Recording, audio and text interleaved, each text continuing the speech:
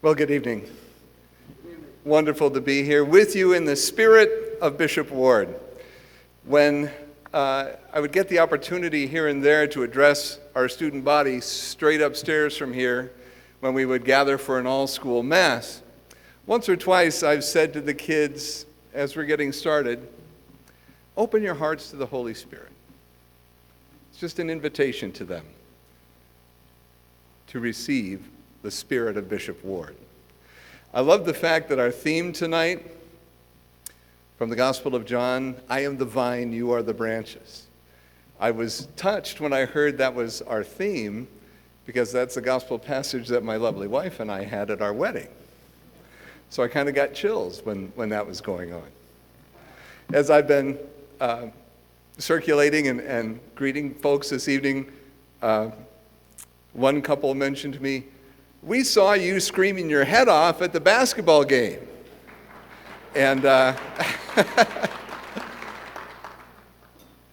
think they were referring to a particular one, but that could have been any of the basketball games that I happened to be at.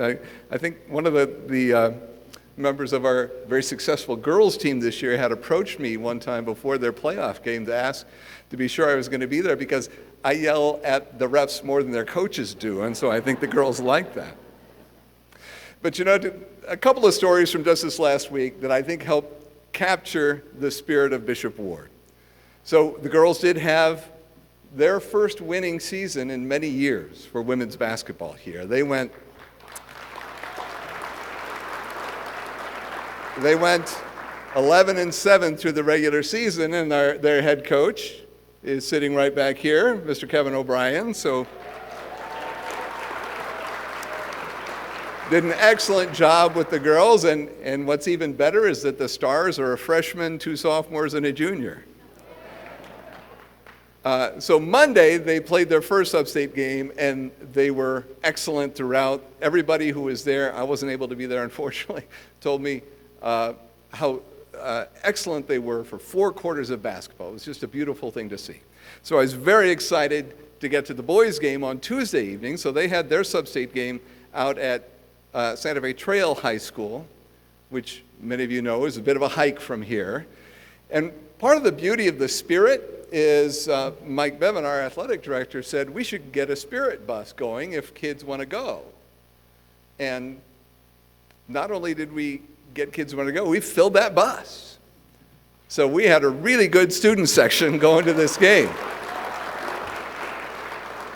And as I was leaving the building to head out west on 70 and then down south on 75 to get the high school, I saw that the bus was there, and I saw our kids were ready, and they were getting on, and I'm at the game, and the game is tipped off, and our boys are playing, and the other team's student section is there, and our student section hasn't arrived yet. And I'm wondering what in the world is going on. Well, apparently the bus driver either just took some wrong turns or, as I guess happens occasionally, thought that they were supposed to go to the Santa Fe Middle School. Anyway, it's well into the second quarter, and our student section finally arrives. The game has started out with our point guard, CJ, whose mom is here tonight, Mom, who is having just a lights-out game, and he is so much fun to watch because he just can handle the ball, and he's got great moves. And he must have had 20 points in the first half. The problem is the other team's star player, and this is a team that was 17-3 and highly ranked, and their best player happened to be the best player we'd seen all year. And he had 30 points. I swear he had 30 points in the first half, and we were down. We were down big by 25. It was 52-27 at the half. But our kids had finally arrived. The bus driver had finally gotten them there. And that second half was electric. Suddenly, we had as big or bigger a student section.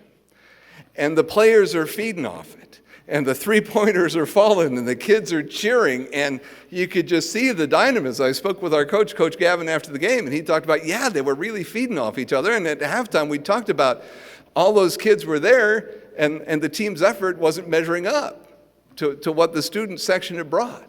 And they caught fire, and they took that deficit that had been close up to 30 points and brought it down to 10. And I couldn't have been more proud of those kids. Maybe I could have been a little bit more proud if they'd actually won the game, but you know how it goes. They get to, within 10 and the other team starts stalling and there's not a shot clock in high school and then you have to foul and they make their foul shots, darn it. So, but I left that game, I saw our kids smiling, but players weren't smiling. But the student section was smiling because there was that spirit and that connection. And I think what it says about where we are right now, the state of Bishop Ward High School right now, is we're not all the way back. But we've got a spirit, and the spirit isn't dying. It's fighting back, and they're making comebacks.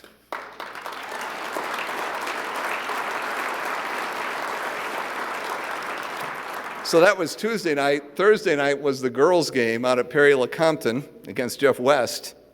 And darn it, if the same thing kind of didn't happen again.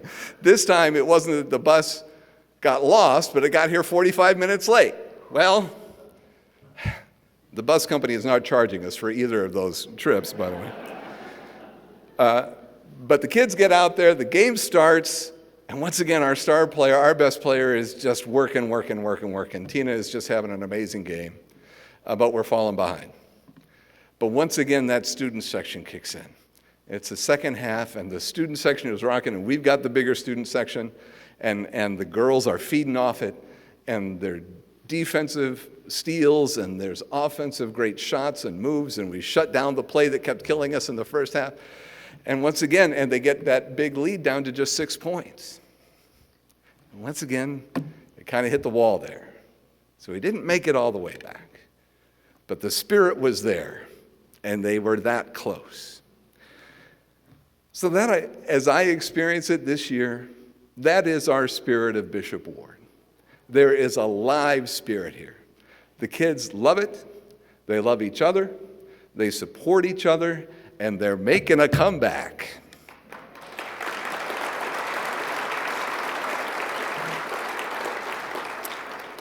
I'm going to get a little philosophical on you for a moment here. One of the great theologians of the 20th century was Hans Urs von Balthasar. And he wrote a classic work that the Christian life is symphonic. It is like a symphony with all the parts coming together to create beautiful melody and harmony. Sometimes I think we can look at our Christian life like it's chopsticks or twinkle twinkle. Or sometimes people can think it's a hard day's night or friends in low places. Or if you're getting more involved, maybe you think it's Bohemian Rhapsody. But it's certainly greater than all of that. It's Mozart or Beethoven. Dun, dun, dun, dun. The soul is the conductor. And the elements of the human person, the mind, the emotions, the heart, the body, are the timpani, the woodwinds, the brass, the strings. And each element is key, from the first violin to the oboe to the guy in the back who just dings the triangle at the right time, right? All those different elements of the person are what we are here to elevate and to form. As we say that a Bishop Ward education educates the heart, mind, and soul of the individual that comes to us. So how's that happening? What's new? Well, let me share, first of all, a few things that are new around the school, and then a couple things that I've learned from our students. First of all, we have a new leadership team this year, by and large, myself. I don't know if that's a good thing or not, but it's a wonderful thing that we have our new principal, Michelle Olson. Michelle, if you would stand, please.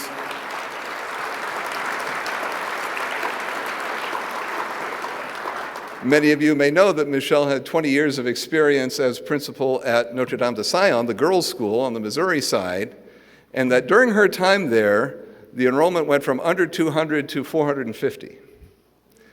So part of that spirit of rebounding, of coming back, is right here. It's Michelle's leadership.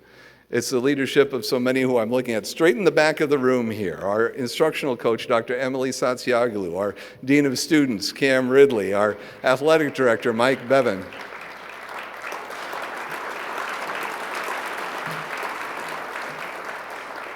you've seen our development director, Carrie Stein, running around, and everybody knows Greg Duggins, because Greg Duggins is Mr. Bishop Ward, right? So, and this is where I have to apologize to the rest of our faculty, because I'm not going to go through naming everybody, but we are just really blessed. And one of the first things I did last summer was I met individually with everybody, and I came away just feeling how truly blessed we are in this community to have the faculty and staff and administration that we have. This is a great community. It's got great people, and there's no reason that we're not going to succeed in great ways for our kids. And how is that showing up? Well, our enrollment is up since the beginning of the year. It's not up a huge amount, but it's up. So normally in the course of a year, you start with a certain number of kids. You lose them through various reasons. Some kids move, some kids are discipline issues, and we've had some of that. But even so, we've still ticked up in our enrollment. And I think that says something about the spirit of the place. We had a couple of kids shadowing just the other day, and one of them is going to enroll for the fourth quarter, and the other will be here as a freshman the coming year. So that's happening. The energy is there. One of the things I've learned from some of our board members is when Bishop Ward graduates are out there in the real world and ready to be hired, there are four things they need from our grads. And this is whether our kids are going into building trades or whether they're going to college and getting advanced degrees. They need our kids to have the basic human qualities. You know, I think it was Woody Allen, I think, who said 90% of life is showing up. Well, our kids need to know that. They need to show up and they need to be on time. So they need those basic human qualities, right? But secondly, they need to be communicators in writing and in speech and just personally, right?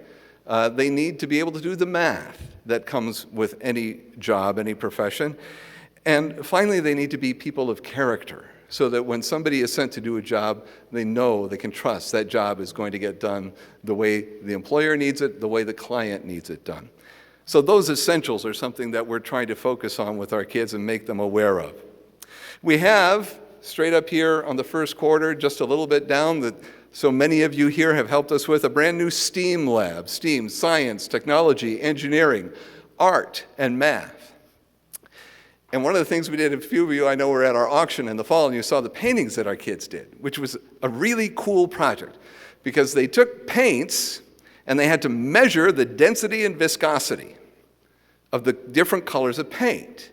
And then when they did that, they would take these heat blowers and blow the paint onto a canvas, and after they had measured the density and viscosity, they had to predict how those colors were going to interact. And what you wound up with on the canvas was something that kind of looked like when you see pictures of galaxies in outer space. They kind of had that misty color mix to them. And that's the same property that was at work in this experiment as what you see with gases in outer space. So that's the kind of beautiful thing that you see, integrating the different elements of our education in our brand new, newly renovated, lovely STEAM lab. So that's an exciting thing for us. All of our students have their own computers. They have their own Chromebooks. So that's both a blessing and a curse, as you can imagine. We found that about 70% of the classes are making use of the Chromebooks in very constructive ways. So that's an excellent thing. Our board is launching into a new strategic planning process so that we can be forward-looking and have a good plan and understanding of who we are and who we need to be 3, 5, 10 years down the road. The Hispanic Development Fund is something that's been partnering with us. I think you know that our student body is very heavily Latino right now. And not only do they help our kids understand and make the process of making connections with various colleges, they are starting a program in the fall, partnering with us as the first school in Kansas, where they will come in and we will hold sessions to educate the Spanish-speaking parents about what it means and how you go about getting your kids enrolled in college. Because the parents want it, but they don't have any experience of it, so they need to be introduced. And this way, we can provide it right here so they can understand the process in their own language, and we think that'll be a great blessing for our families.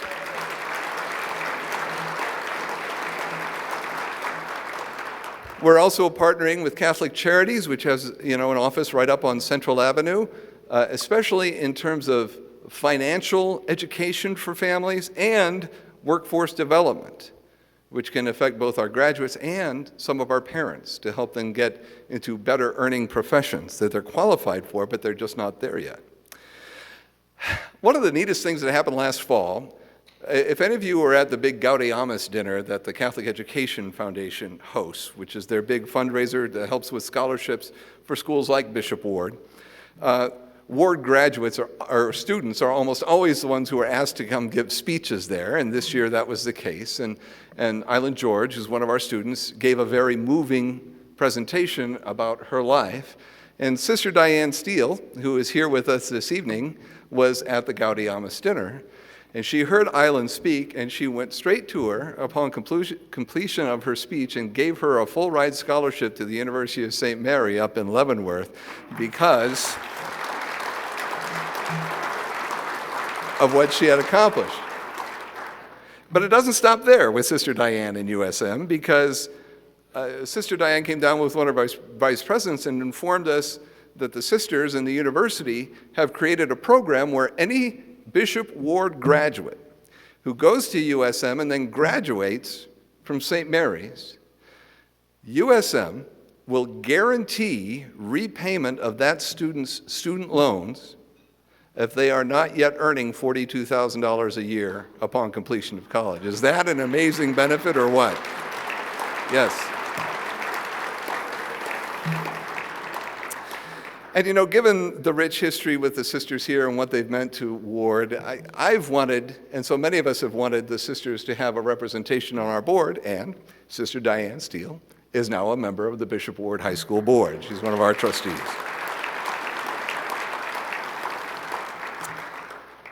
So one of the neat things that our administrative team put together, you might be familiar with the Kauffman Foundation has a program they call the KC Scholars. A KC Scholar Scholarship goes to students who have financial need so that they can go to college, and the Kauffman Foundation will supply $10,000 a year towards college for up to 5 years. So that's a $50,000 scholarship. Coming into this year, we had just a couple kids who got that last year, but we have got lots of kids who qualify. So our team took the initiative to find out who those kids are and to take our administrative team so that we could mentor kids through the application process. So we identified 15 kids, we mentored them, we made sure they got their teacher recommendations, we helped them with their essays.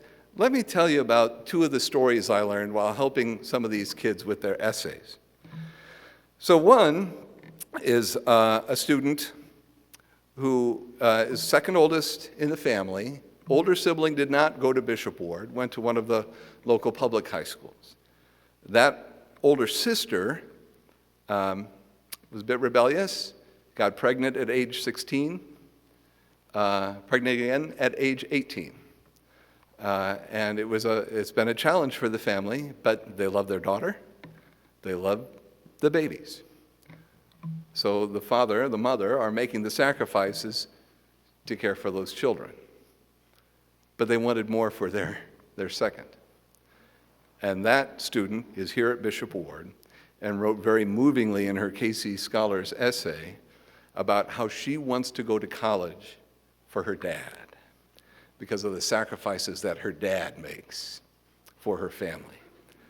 And as a dad, that just kind of got me right here, you know. Very moving essay. The other student I was helping out comes from a very different, challenging family. There'd been physical abuse in the home. And the student even wrote in the essay about the abuse being so bad that they wound up just lying on the floor until the pain went away. So folks had to intervene. The state had to intervene. The student was removed from the family of origin, is now with another relative, went through the foster process. But this is someone who wants to serve this community as a firefighter. And this is an opportunity.